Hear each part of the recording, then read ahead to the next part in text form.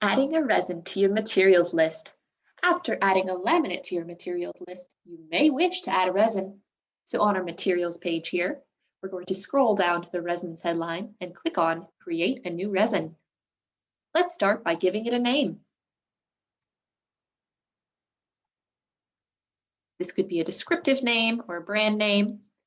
Next, we need to choose which type of resin it is from this drop-down here. So clicking on the drop-down where it says select an option, we see a variety of options for resin types.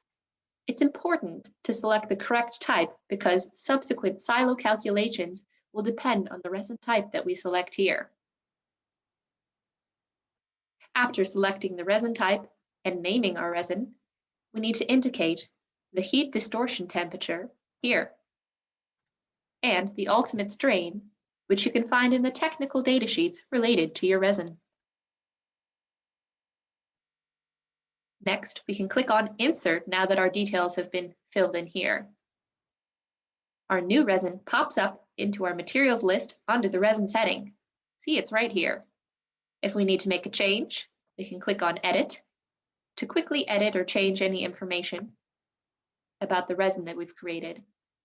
These changes are easily and quickly saved into our materials list. Say we no longer need this resin in our materials list. Notice I have two of the same. I can click on Delete to remove the resin from the materials list.